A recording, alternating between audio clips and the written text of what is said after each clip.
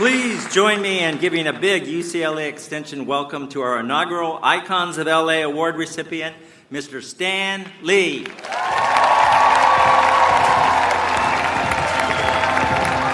you. First of all, I hate Dean Smoots. He said my whole speech, all the things he said I was going to say. So I sit here before you, hopeless, worried. What can I possibly do to make... I didn't really mean that, Dean. I spent quite a lot of time writing a 25-page speech that I could give you. And as I looked at it, I said, would I want to hear this speech? So I tore it up. So I stand here now, defenseless, with nothing except to tell you, I think you're all great. The fact that you're taking the courses you're taking, you're trying to help, to add to what you already know, to make yourselves better workers, better contributors. And I think that's great. I think also that I'm not going to make a long speech, but I'm going to tell you, I was told to say an anecdote. Anecdotes are easy.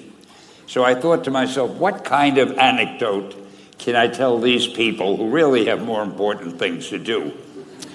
And I figured I'm going to tell you how Spider-Man came into being.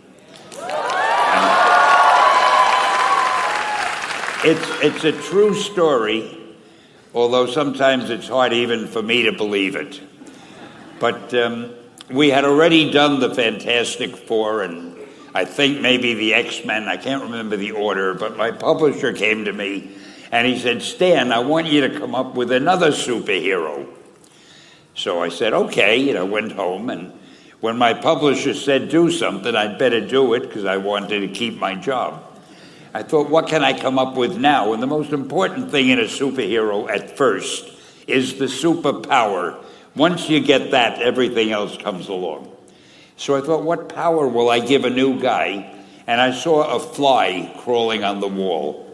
And I said, hey, if I could get a superhero that could stick to walls and crawl on them, man, that would be cool. And no, I'm lying to you.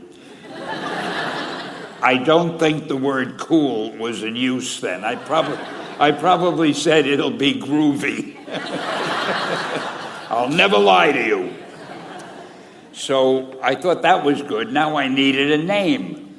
So I said, well, let's see, Fly Man, Mosquito Man.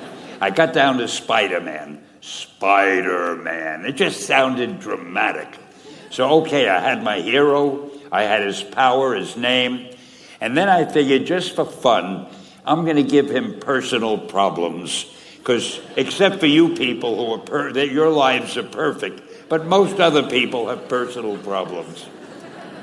And then I thought I'd make him a teenager, because there were no teenage superheroes that I knew of at the time. So armed with all that wonderful material, those great ideas, I ran into my publisher's office and I told him. This was my reaction, the reaction he gave me. Stan, that is the worst idea I have ever heard. First of all, and he started to give me his, because he's a very logical man, very intellectual. First of all, people hate spiders, so you can't call a hero Spider-Man. You want him to be a teenager? Teenagers can only be sidekicks. And you want him to have personal problems? Stan, don't you know what a superhero is? They don't have personal problems. Well, I left the office disappointed, but obviously a much wiser man. And I couldn't get Spider-Man out of my system. So we were about to kill a magazine. I think it was called Amazing Fantasy. It wasn't selling well, and we were sending the last issue to press. When you do the last issue of a magazine, nobody cares what you put in it because the book is dying. Just to get it out of my system, I put Spider-Man in Amazing Fantasy, feature him on the cover, forgot about it. A month later, all the sales figures came in. My publisher came racing into my office. Stan, you remember that character we both loved so much, Spider-Man? He said, let's do him as a series. Now, why am I telling you this? Besides the fact that I have to kill a little time. If you have an idea that you genuinely think is good, don't let some idiot talk you out of it.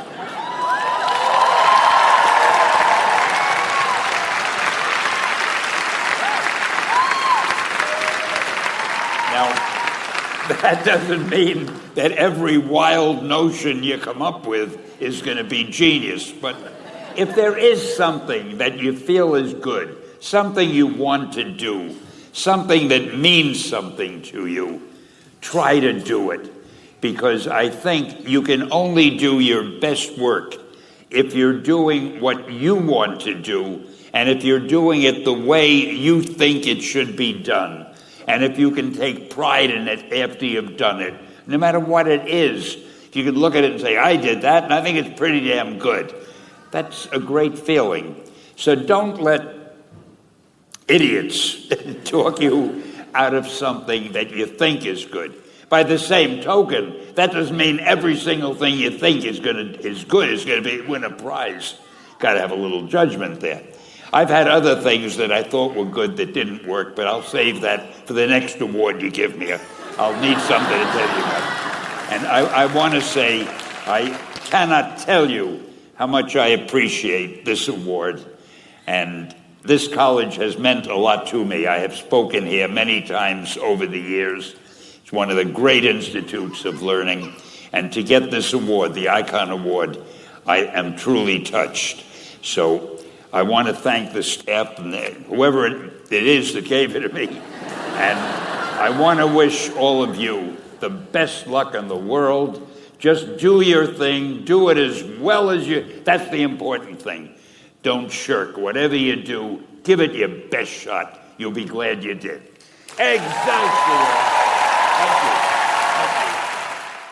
you. Join our global community of English learners, absolutely free. Download video transcripts, listen offline, start our beginner course, and join live classes with certified teachers. Access over 1,000 resources to improve your English faster. Everything's in one place. community.englishspeeches.ca. Let's speak English together.